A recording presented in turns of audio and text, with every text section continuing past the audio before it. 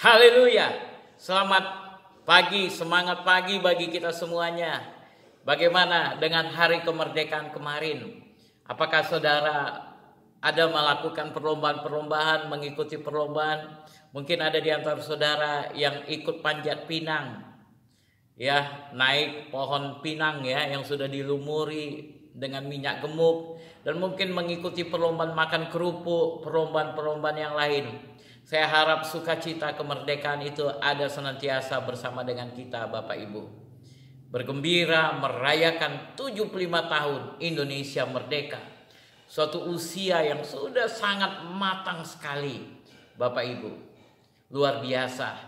Dan kita bersukacita karena janji Tuhan bagi kita. Tuhan peduli kepada bangsa kita. Tuhan sayang kepada Indonesia. Dan Tuhan berfirman, ketika melihat orang-orang Indonesia datang menghampiri taktanya, menghampiri kasih karunia-Nya, menghampiri hadirat-Nya, hati Tuhan tertuju. Tuhan bertanya, siapa ini yang melayang seperti awan di udara?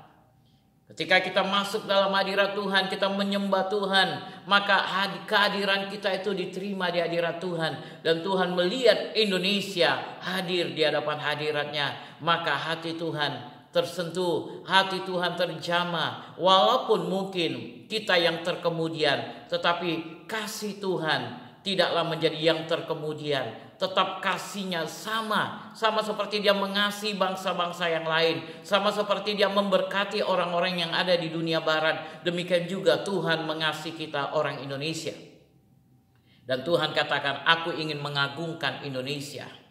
Tetapi mungkin banyak di antara kita yang berkata, 75 tahun, apa yang kami dapatkan? 75 tahun kemerdekaan, tetapi kelihatannya kampung kami, daerah kami tidak seperti daerah yang sejahtera. Kita mengeluh tentang pemerintah kita. Kita marah. Saya ingat dengan seorang mantan presiden Amerika. Presiden Amerika yang ke-20, yang ke-35, yaitu John F. Kennedy. Kennedy pernah berkata seperti ini.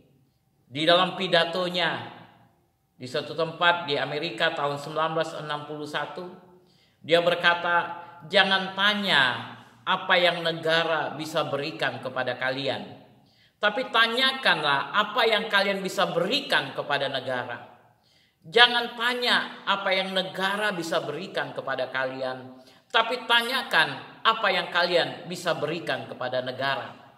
Sama seperti apa yang Yesus katakan, apa yang Tuhan katakan, apa yang Tuhan perintahkan.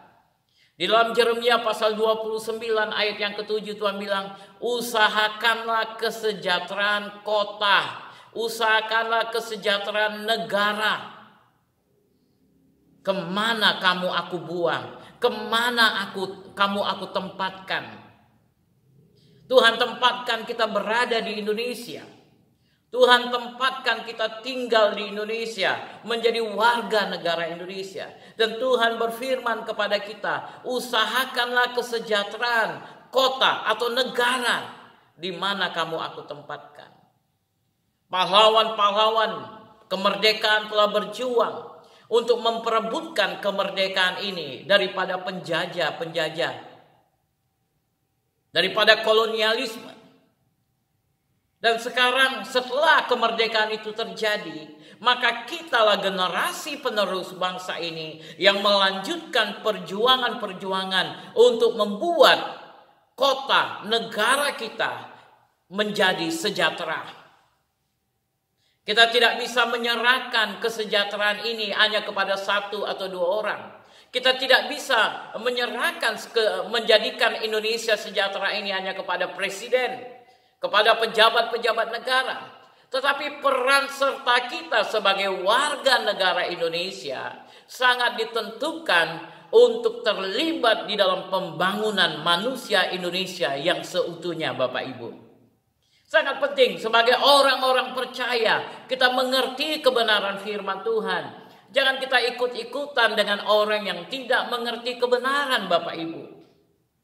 Ketika engkau mengenal kebenaran, kebenaran itu akan memerdekakan kamu. Apa tindakan yang kamu lakukan terhadap bangsa ini? Perlakuan apa yang sudah kamu lakukan terhadap bangsa ini? Di Alkitab ada seorang yang bernama Nehemia. Nehemia adalah orang yang berada di dalam pembuangan. Dia berada di istana raja. Dia di pembuangan tetapi dia di istana raja. Dia punya tempat yang aman. Dia punya tempat yang cukup nyaman di istana raja. Bagi dia hidupnya sudah tenang. Tetapi kemudian kalau kita baca di dalam Nehemia pasal 1 ayat yang kedua. Saya akan bacakan mulai ayat 1. Riwayat Nehemia bin Hakalia pada bulan Kislew tahun ke-20. Ketika aku ada di Puri Susan. Datanglah Hanani, salah seorang dari saudara-saudaraku dengan beberapa orang dari Yehuda. Aku menanyakan mereka tentang orang-orang Yahudi yang terluput, yang terhindar dari penawanan dan tentang Yerusalem. Kata mereka kepadaku, orang-orang yang masih tinggal di daerah sana, yang terhindar dari penawanan, ada dalam kesukaran besar dan dalam keadaan tercela. Tembok Yerusalem telah terbongkar dan pintu-pintu gerbangnya telah terbakar. Ketika aku dengar berita ini, duduklah aku menangis dan berkabung selama beberapa hari. Aku berpuasa dan berdoa kehadirat Allah semesta langit. Haleluya.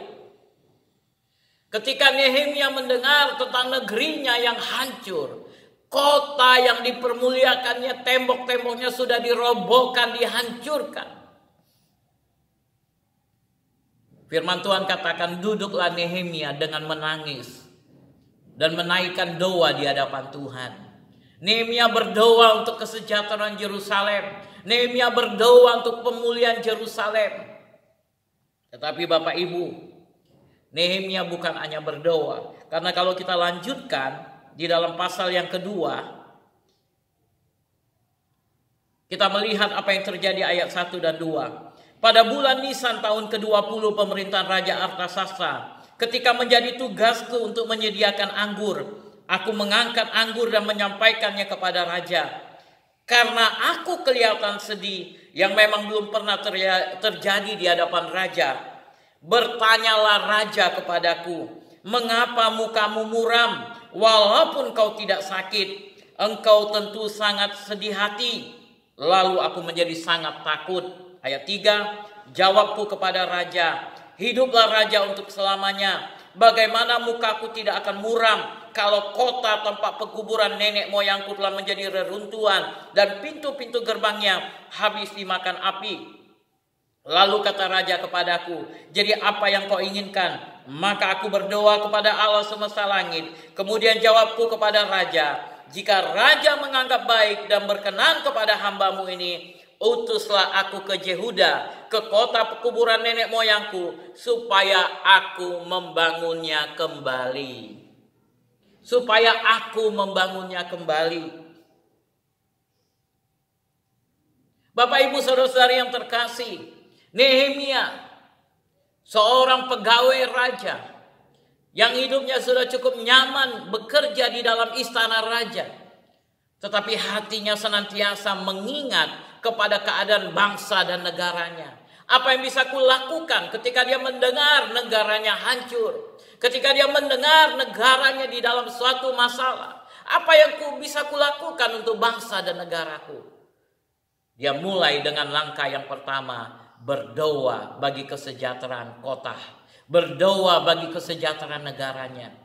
Sama seperti apa yang Tuhan perintahkan dalam Yeremia 29 ayat 7. Berdoa bagi kesejahteraan kota itu. Berdoa bagi kesejahteraan negara ini. Mari kita berdoa. Kita mulai dengan berdoa untuk bangsa dan negara kita. Jangan lagi kita mengucapkan kata-kata yang negatif tentang bangsa dan negara kita. Tetapi mulailah kita perkatakan perkataan-perkataan yang positif untuk bangsa kita. Kita perkatakan perkataan-perkataan yang membangun untuk bangsa kita. Kita perkatakan perkataan yang membangun untuk pemerintah kita.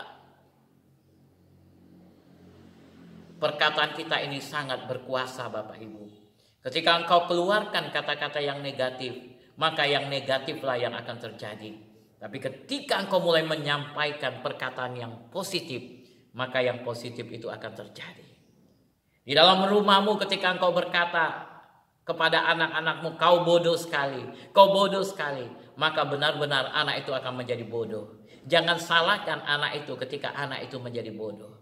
Demikian juga ketika engkau berkata terus mengujat pemerintahmu dan berkata, oh mereka bodoh, mereka jahat, mereka tidak bisa begini, mereka begini, mereka begini, mereka begini, maka mereka akan jadi seperti yang kau ucapkan. Tetapi ketika engkau mulai mengatakan perkataan-perkataan yang membangun, yang baik tentang pemerintah kita, maka mereka akan jadi seperti apa yang kau ucapkan. Tetapi Nehemia bukan hanya berdoa dan berdoa dan berdoa, tetapi Nehemia ikut serta dalam pembangunan itu. Dia memohon izin kepada raja, izinkan aku kembali ke negeriku untuk membangun negeriku. Saya senang bertemu dengan orang-orang Indonesia yang ada di perantauan. Saya pernah bertemu dengan seorang dokter yang menyebut dirinya dari kelompok diaspora Indonesia, diaspora yaitu orang-orang tenaga ahli Indonesia yang bekerja di luar negeri, tetapi kemudian mulai memikirkan bangsa dan negaranya, datang kembali, memikirkan apa yang bisa kulakukan untuk Indonesia. Luar biasa Bapak Ibu, luar biasa. Dan sekarang bagaimana dengan kita yang tinggal di Indonesia? Apa yang kita lakukan untuk Indonesia? Apa yang kita lakukan untuk membangun Indonesia? Kita tidak cukup hanya berdoa-berdoa. Gereja Tuhan tidak cukup hanya berdoa dan berdoa. Mari kita lakukan sesuatu untuk bangsa dan negara. Kita bersyukur Gereja Elim Kristen Indonesia melalui pendirinya Bapak almarhum Pendeta Dr. Nathanael Mariapan memikirkan untuk membangun manusia Indonesia dengan cara mendirikan sekolah mulai dari taman kanak-kanak. Dan kemudian terpikirkan selanjutnya di tahun 1999 untuk memulai sekolah tinggi teologi William Carey. Dalam kesederhanaannya, dalam apa yang dia punya bukan dari kelebihan, dengan visi dia mulai melakukan perencanaan tersebut. Dan di tahun 1999 berdirilah Sekolah Tinggi Teologi Misi William Carey. Dan pelayanan ini masih berlangsung sampai sekarang.